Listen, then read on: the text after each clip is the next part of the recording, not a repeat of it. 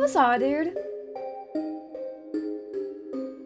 Hello, everybody. Welcome back to my YouTube channel. So if you are already a subscriber of mine, you know that this isn't normally how I have everything set up. However, I'm going to be going on vacation for a few days. So I am trying very hard, literally, I have 36 minutes until I need to be at my friend's house to leave for our vacation.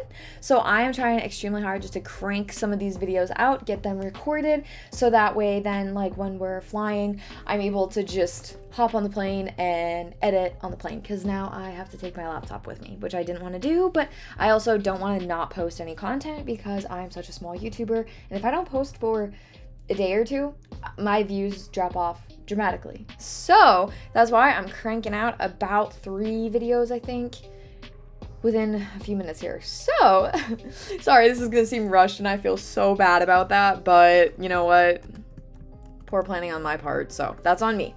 So today in our true crime stories that we're doing in each of the 50 states, we are moving on to Vermont. This one, it was kind of hard to find any sort of crime story that was interesting. So here we go. We'll just jump right into it. A Burlington man who was accused of killing his wife and injuring her mom with a meat cleaver more than 5 years ago has recently been found guilty of first-degree murder. And here is that story. In October of 2017, I believe his name is pronounced Ada Gurong. He was 39 years old, and he committed the attack just hours after he had received mental health treatment at a local hospital. Ada killed his wife, Yogeswari Kadaka, 32, at their home in Burlington because, according to charging documents and prosecutors, Ada was fueled by anger because his wife wouldn't get him a beer, so he killed her with a meat cleaver. Yeah.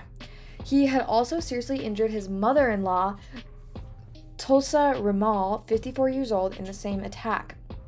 After he was arrested, Ada was charged with first-degree murder. The county state's attorney, Sarah George, had dropped the charges because Ada was mentally unstable at the time of the killing. However, Governor Phil Scott had challenged that decision and prompted the Attorney General's office to refile the charges. Sarah George argues that, the state's attorney, argued that because she could not overcome the insanity defense because the state's own expert had determined Ada to be insane at the time of the killing. During the trial, Ada wore headphones to listen to Nepali interpreters translate the proceedings because he is Bhutanese and could not understand what was happening otherwise.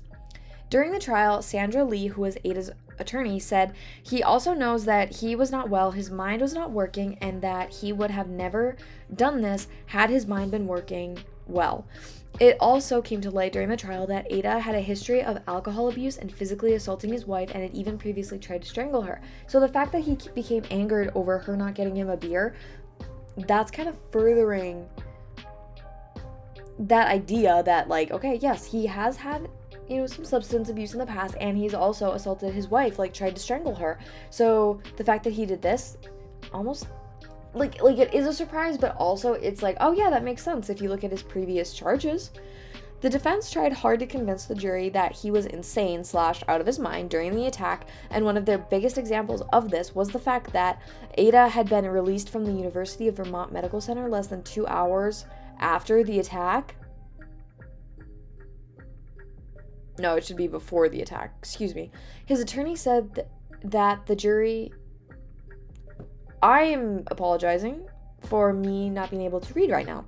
His attorney told the jury that he has a severe psychotic disorder. However, after about 24 hours of deliberation, the jury of 12 people found Ada to ultimately be guilty of first-degree murder, which I agree in that sentencing. I think that that's correct. But I am interested in hearing what you guys think, so please be sure to leave it in the comments down below. As always, be respectful. These are, in fact, real people, so just keep that in mind.